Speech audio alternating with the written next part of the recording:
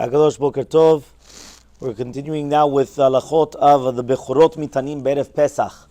So we spoke about the different halachot when we're getting closer to Pesach, whether it's working on Erev Pesach. Now we're speaking about the Bechorot that they have to do ta'anit on Erev Pesach. Maran says in Siman Taf Ayin, Bechorot Mitanim Be'erev Pesach Ben Bechor Mehav Ben Bechor Mehen. Doesn't matter whether it's a Bechor from the father or the mother, they would have to do ta'anit. And some people actually come and they say, he brings down the Yeshomrim, that some people come and they say, Shafilu nekeva bechora mitana, that even if it's going to be a female, she would also do a ta'anit. Now obviously the minhag is that the females do not do ta'anit, even though there was different minhagim, as is brought down, that for example here there was a minhag of Jerba and other places also, that maybe the minhag was to do it, but then they would come to the Azarat Nashim, and they would hear the siyum just like the men would do it. But the common practice nowadays is that females do not do the ta'anit for ta'ani bechorot. Another one is going to be an important one, was a safek, it's actually a machloket, to do yotzei dofen.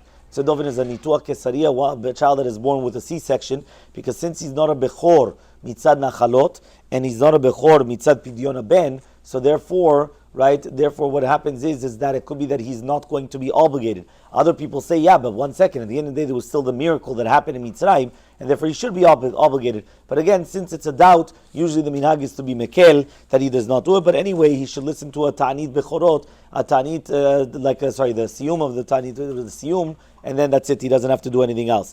To do with doing the siyum, right, the very, very important, it's actually brought down that a person has to pay attention to the siyum masechet, and not only does he have to pay attention to the siyum masechet, he has to actually taste the kezait. The reason why is because when he eats a kezait, he goes out of his ta'anit, and therefore once he ate the kezait, now he's not there. So it's not just enough, I heard the siyum and he took off. He has to hear the siyum and he has to eat a kezait. And that's why it's so important that dafka the bechors, a person that's not a bechor doesn't have to eat a kezait on Erev Pesach, right? He could eat whatever he wants, whenever he wants. But it's very important that the people that are bechors, that they're here on Erev Pesach, they listen to the siyum and then they eat a kezait in order to get out of their ta'anit. Now, if a person came late and they missed the siyum, they cannot eat right they cannot eat that day. They have to actually hear the siyum. The same halacha would apply is if they're not here and somebody brings them the food right from the siyum. There's a leniency to do with women, as we brought down, that since anyway they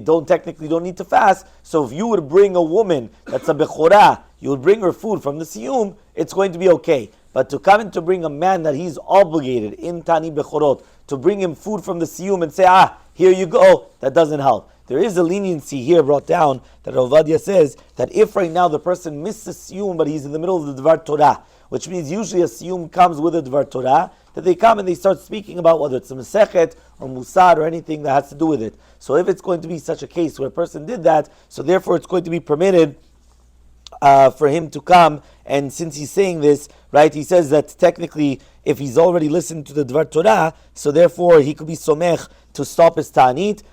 Technically, again, it's not the best, but if he does so, right, we could close a blind eye to it in the fact that he's doing that. So those are just a few different things which are very, very important to remember. But again, if not, then it's important that a person should actually do the ta'anit. Obviously, it's difficult, and that's why the minhag of Olam is that we don't do ta'anit nowadays. Everyone just listens to a siyum masechet, and then they get out of the ta'anit. Those are the halachot with regarding to the ta'anit on Erev Pesach.